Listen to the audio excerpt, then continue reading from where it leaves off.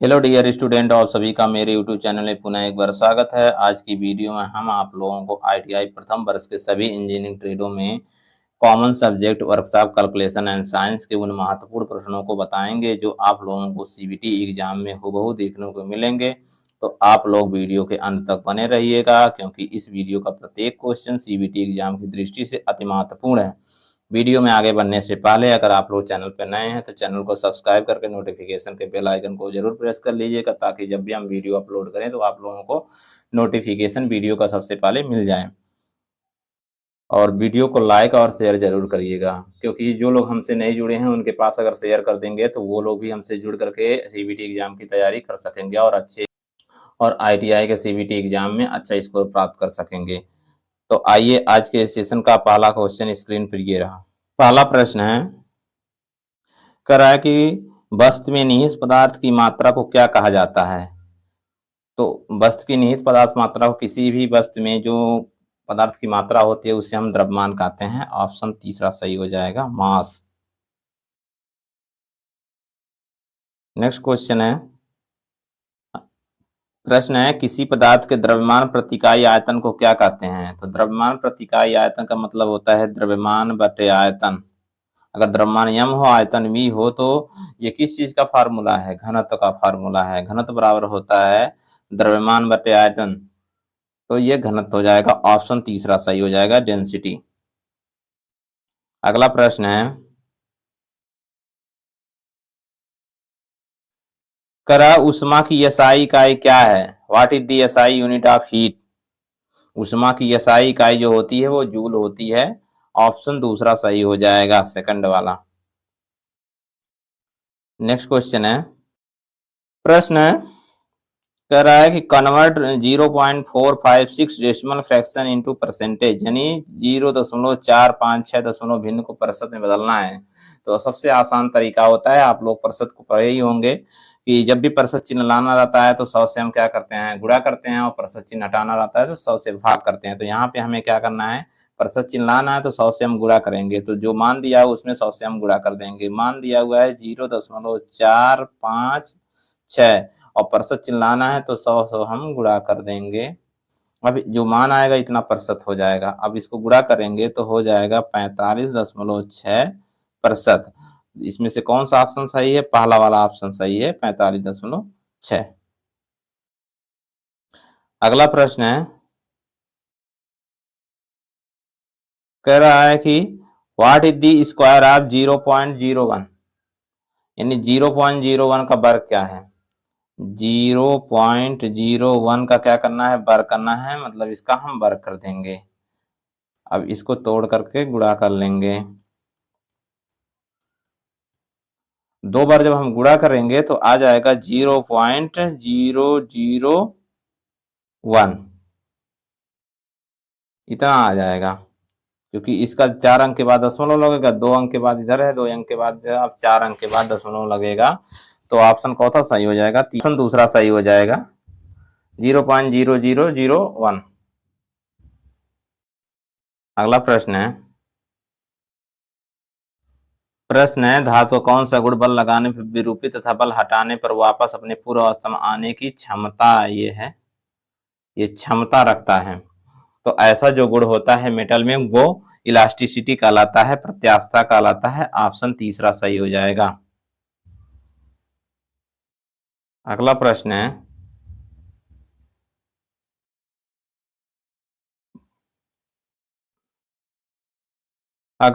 है, कह रहा है कि इनमें से धातु कौन सा गुण जिसमें धातु को गर्म करने में पिघल जाती है। तो धातु को जो मेटल होता है उसमें जो गुण होता है पिघलने का, उसे हम क्या कहते हैं, गलनीयता, फ्यूजिबिलिटी कहते हैं। ऑप्शन तीसरा सही हो जाएगा। नेक्स्ट क्वेश्चन है, प्रश्न कह रहा है, इनमें से कौन सा ढलवा लोहा की वेल्डिंग नहीं किया जा सकता है। Which cast iron can not be welded. Cast iron की कई कैटेगरी होती हैं, यानी ढलवा लोहे की कई कैटेगरी होती हैं, जिसमें से ग्रे कास्ट आयरन होता है, व्हाइट कास्ट आयरन होता है, मैलेबल कास्ट आयरन होता है और नोडुलर कास्ट आयरन होता है। ये कास्ट आयरन के कैटेगरीज हैं, इनमें से कुछ का वेल्डिंग हम कर सकते हैं और कुछ का वेल्डिंग नहीं कर सकते हैं। तो ये वही पूछ रहा है कि जिसकी वेल्डिंग नहीं कर सकते हैं, तो ऐसा जो कास्ट आयरन होता है वो व्हाइट कास्ट आयरन होता है, यानी सफेद डलवा हुआ होता है। तो ऑप्शन दूसरा सही हो जाएगा। अगला प्रश्न है, प्रश्न कह रहा what is the square root of 529, यानी 529 का वर्गमूल क्या है। 529 को क्या करना है, वर्गमूल निकालना है। तो 529 का वर्गमूल कैसे निकालते हैं, आप लोग निकालना जानते हैं? अगर नहीं जानते हैं तो फिर हम बता दे रहे हैं। क्या करते हैं, इसको काटते हैं। तो ये देखेंगे कि इकाई का स्थानांक कैसा है, ये सम है कि विषम है। अगर विषम है तो विषम संख्या से काटेंगे, सम है तो सम संख्या से। थोड़ा सा संख्या चयनित करने में आसानी हो जाती है इससे। तो यहाँ पे इकाई का स्थान जो है वो 9 है, जो विषम संख्या है। अब विषम से ही काटेगा, तो इसको अब याद रख लीजिएगा आप। ये ऐसा अंक है जो विषम अभाज्य संख्या से ही कटता है, 23। 23 ही इसको काटेगा और इसके पहले वाला और इसके बाद वाला कोई अंक नहीं काटेगा। तो 23 से हम काटेंगे तो 23 दूना 46 और 23 तिया 69। फिर उसके बाद 23 से काट देंगे, पूरा तरह से कट जाएगा। ये वर्गमूल का चिन्ह होता है, इसके अंतर्गत में लिखेंगे 529। उसके बाद से फिर इसके गुणनखंड को हम लिखेंगे 23 गुणे 23। अब जोड़ा लगा करके निकाल देंगे तो ये 23 हो जाएगा। ऑप्शन दूसरा वाला सही हो जाएगा, तो आप लोग याद रखिएगा। नेक्स्ट क्वेश्चन है, प्रश्न है what are the two classification of system of unit, यानी इकाइयों की प्रणाली के दो प्रकार कौन से हैं। यूनिट के दो प्रकार कौन से हैं, वो हैं मौलिक और व्युत्पन्न, फंडामेंटल एंड ड्राइव। तो ऑप्शन तीसरा सही हो जाएगा, फंडामेंटल एंड ड्राइव, यानी मौलिक और व्युत्पन्न।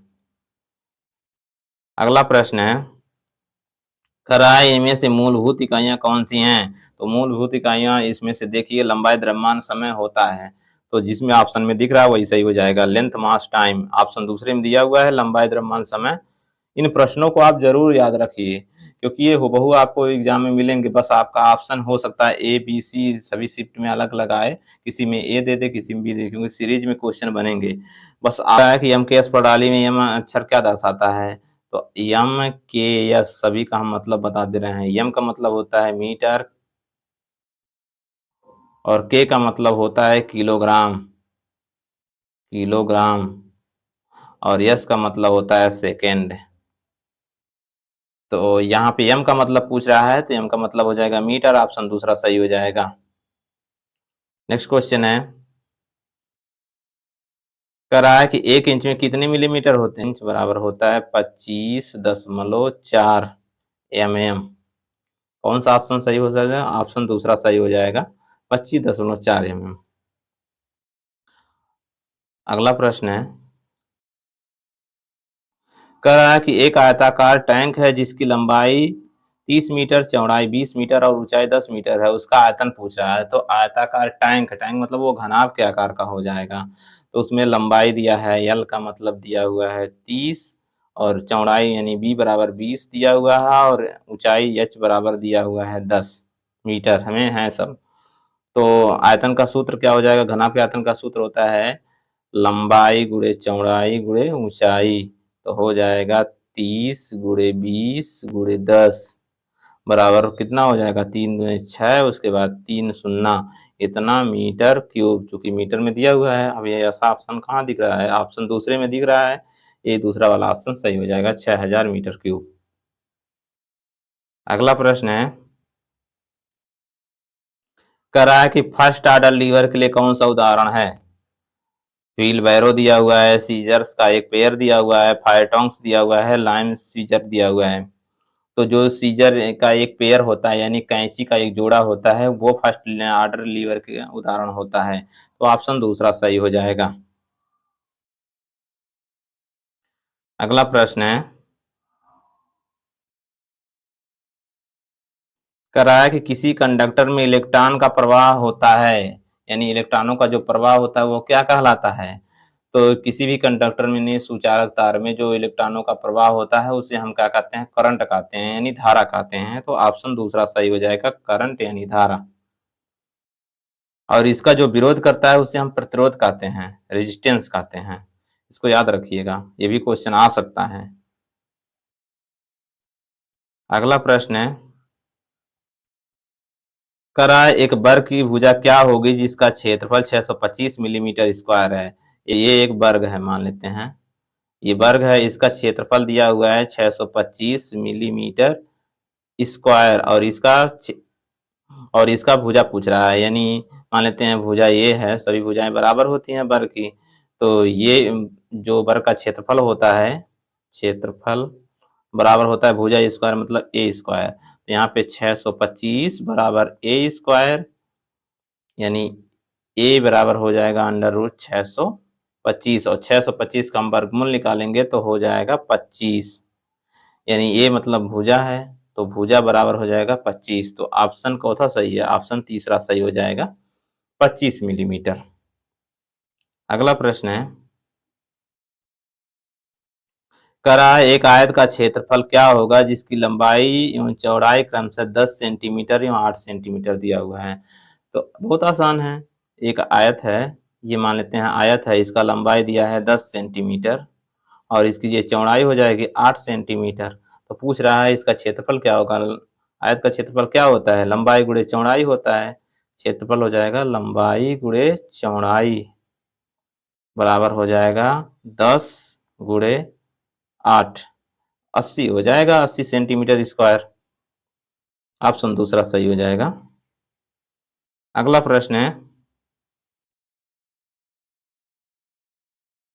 कह रहा है कि उस विषमभुज त्रिकोण का परिमाप क्या होगा जिसकी भुजाओं का माप 40 मिलीमीटर, 20 मिलीमीटर और 28 मिलीमीटर है। विषमभुज त्रिकोण है मतलब उसकी भुजाएं जो हैं सभी बराबर हैं, इस तरह से कुछ हैं। मान लेते हैं ये दिया हुआ है भुजाओं की माप, एक उसमें बड़ी होगी तो मान लेते हैं यही बड़ी है सबसे, तो ये 40 है, उसके बाद दूसरी है 28 और उसके बाद से तीसरी जो है ये 20 है। इस तरह से एक त्रिभुज है, कह रहा है इसका परिमाप क्या होगा। तो हम जानते हैं कि त्रिभुज का परिमाप जो होता है सभी भुजाओं का योग होता है, सभी भुजाओं का हम योग कर लेंगे। 40 हो जाएगा, 20 हो जाएगा और 28 हो जाएगा, कितना हो जाएगा 40 20 60 20 80 88 हो जाएगा। ऑप्शन तीसरा सही हो जाएगा। करार निम्नलिखित में से कौन एक कुचालक है। Which among the following is an insulator. तो सुचालक और कुचालक दो होते हैं। सुचालक ऐसा होता है जिसमें धारा का प्रवाह हो सके और कुचालक होता है जिसमें धारा का प्रवाह ना हो, यानी करंट ना बहे। तो जो कॉपर होता है, एल्युमिनियम होता है और चांदी, ये तो सुचालक होते हैं यानी कंडक्टर होते हैं, लेकिन जो माइका अभ्रक होता है ये कुचालक होता है। तो ऑप्शन चौथा सही हो जाएगा, माइका अभ्रक ये कुचालक होता है। अगला प्रश्न है,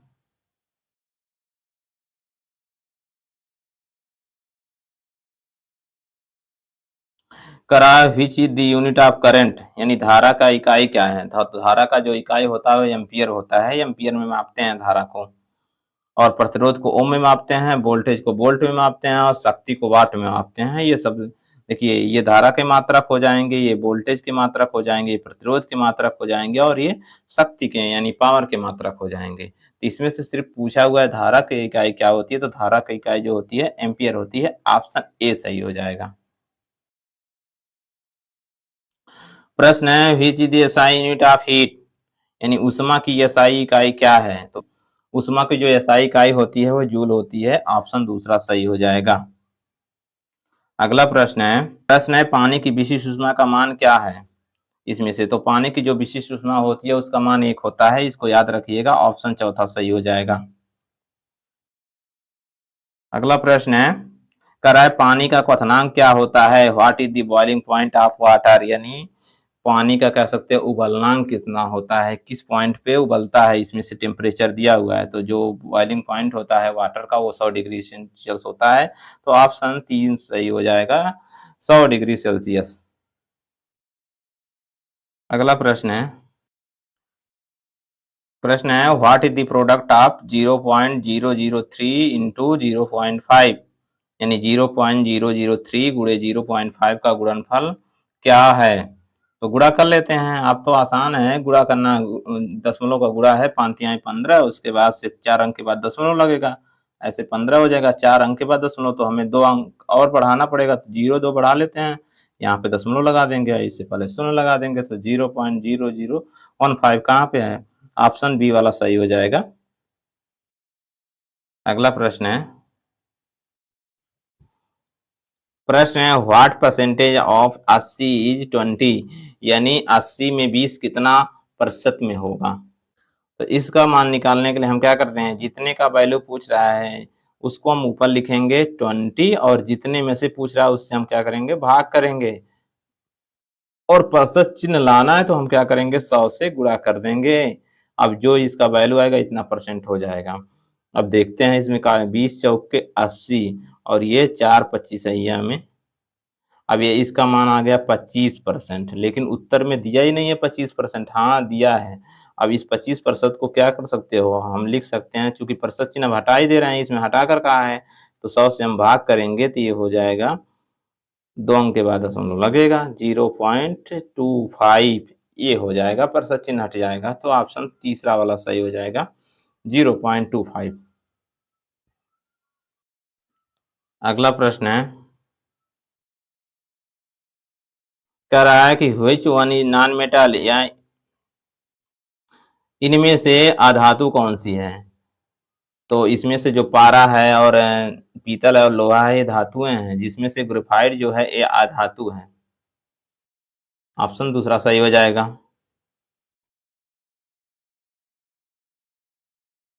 अगला प्रश्न है, कह रहा है कि इनमें से किस धातु में प्रमुख सामग्री के रूप में लोहा होता है? तो जिस मेटल में मेजर कंटेंट के रूप में लोहा होता है उसे हम लौह धातु में कहते हैं, तो ऑप्शन डी सही हो जाएगा, फेरस मेटल लौह धातु। और जिसमें नहीं रहता है उसे अलौह धातु में कहते हैं, जिसमें लोहा बिल्कुल नहीं रहता उसे हम अलौह धातु में कहते हैं। हो सकता है अगला क्वेश्चन वही हो। अगला प्रश्न उसी टाइप का है कि उस धातु का नाम क्या है जिसमें लोहा नहीं होता है? तो ऐसा धातु जो होता है जिसमें लोहा नहीं होता है उसे हम अलौह धातु कहते हैं, तो नॉन फेरस मेटल हो जाएगा, ऑप्शन बी सही हो जाएगा। अगला प्रश्न है, कह रहा है कि निम्नलिखित, ये लिखित है, निम्नलिखित में कौन सा गुणधर्म धातु का यांत्रिक गुण है? कह रहा है कि which one of the following property the mechanical property of metal, यानी मेटल का कौन सा मैकेनिकल प्रॉपर्टी है? इसमें से प्रॉपर्टीज कई तरह की होती हैं, जैसे केमिकल होता है, फिजिकल होता है, और मैकेनिकल होता है। तो इसमें मैकेनिकल प्रॉपर्टी पूछ रहा है, तो डक्टिलिटी हो गया, मेलेबिलिटी हो गया, हार्डनेस हो गया, टफनेस हो गया, टीनासिटी हो गया, ये जो है मेटल की मैकेनिकल प्रॉपर्टियां होती हैं। तो इसमें से डक्टिलिटी दिख रहा है, बाकी फ्यूजिबिलिटी, कोरिजन, स्ट्रक्चर ये सब दूसरे प्रॉपर्टी हैं, तो डक्टिलिटी तन्यता हो जाएगा, मैकेनिकल प्रॉपर्टी, ऑप्शन बी सही हो जाएगा।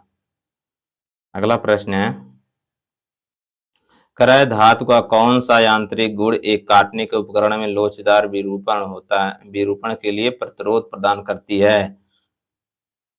तो ऐसा जो होता है वो हार्डनेस कहलाता है, कठोरता कहलाता है, मैकेनिकल प्रॉपर्टी के अंतर्गत आता है, जो काटने का विरोध करता है। तो ऑप्शन तीसरा वाला यानी सी सही हो जाएगा, हार्डनेस, कठोरता। अगला प्रश्न है, कह रहा है धातु का कौन सा गुण बिना फ्रैक्चर के अस्थायी विरूपण के गठन में सक्षम होता है? तो ऐसा गुण जो होता है वो प्लास्टिसिटी कहलाता है, यानी सुगठता कहलाता है, ऑप्शन बी सही हो जाएगा। अगला प्रश्न है, कह रहा है what is the formula for speed, यानी गति का सूत्र क्या होता है? यहाँ पे स्पीड का पूछ रहा है ना, तो यहाँ पे स्पीड का जो फार्मूला हो जाएगा वो तय की गई दूरी बटे समय हो जाएगा, और यहीं पे अगर वेलोसिटी पूछता तो वो तय की गई किसी निश्चित दिशा में दूरी बटे समय होता। तो इसको विशेष ध्यान दीजिएगा, स्पीड और वेलोसिटी में स्पीड का पूछा है तो तय की गई दूरी बटे समय, ऑप्शन ये सही हो जाएगा। और अगला है प्रश्न, करा what is the unit of speed, speed की यूनिट क्या है? मीटर पर सेकंड होता है दोनों का, चाहे वेलोसिटी हो चाहे स्पीड हो, तो मीटर पर सेकंड, ऑप्शन ए सही हो जाएगा। अगला प्रश्न है, कह रहा है कि what is the formula for velocity, वेग का सूत्र क्या है? तो अभी हम स्पीड का सूत्र बताए ना, सेम ऐसे होता है, लेकिन इसमें निश्चित दिशा में तय की गई दूरी बटे समय हो जाएगा। अब निश्चित दिशा वाला ऑप्शन बी सही हो जाएगा, निश्चित दिशा में दूरी बटे समय, और इसका भी फार्मूला मीटर पर सेकंड होगा। अगला प्रश्न वही है ही, कह रहा है कि what is the unit for velocity, वेग की इकाई क्या है। वेग की इकाई भी मीटर पर सेकंड होती है और स्पीड यानी चाल की भी इकाई मीटर पर सेकंड होती है। अगला प्रश्न है which instrument is used to measure heat, यानी ऊष्मा को मापने के लिए किस उपकरण का उपयोग किया जाता है। तो ऊष्मा मापने के लिए हम क्या करते हैं, कैलोरीमीटर का उपयोग करते हैं। ऑप्शन ए सही हो जाएगा। अगला प्रश्न है, कह रहा है कि what is the quantity of speed required to raise the temperature of 1 gram of water through 1 degree Celsius is called, यानी 1 ग्राम पानी का तापमान 1 डिग्री सेल्सियस तापमान बढ़ाने के लिए आवश्यक ऊष्मा की मात्रा को क्या कहते हैं।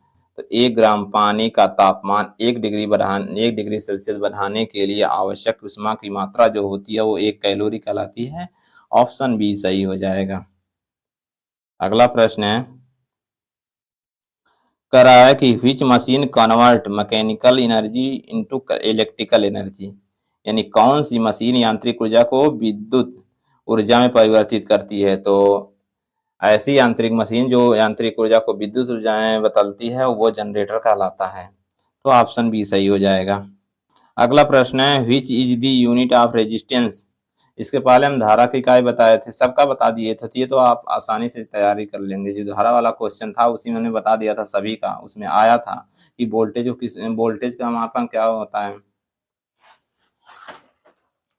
इसके पहले जो धारा वाला क्वेश्चन था ना कि करंट का इकाई पूछ रहा था कि विद्युत धारा की किस में मापते हैं, एम्पियर में मापते थे।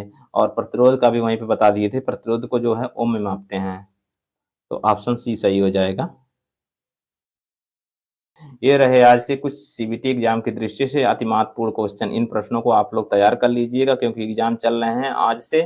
तो आप लोगों का अगर एग्जाम हो गया है तो ठीक है, नहीं हुआ है तो आप लोग बिल्कुल तैयारी करिए मन लगा करके, ताकि सीबीटी एग्जाम में अच्छा स्कोर कर सकें और अच्छे मार्क्स से पास हो सकें। कल जिनका एग्जाम है उन लोगों को बेस्ट ऑफ लक। बढ़िया से स्कोर करके आए, बढ़िया से पेपर दे करके आए, माइनस मार्किंग नहीं है, एक भी प्रश्न छोड़ना नहीं है। मिलते हैं अगली वीडियो में। धन्यवाद।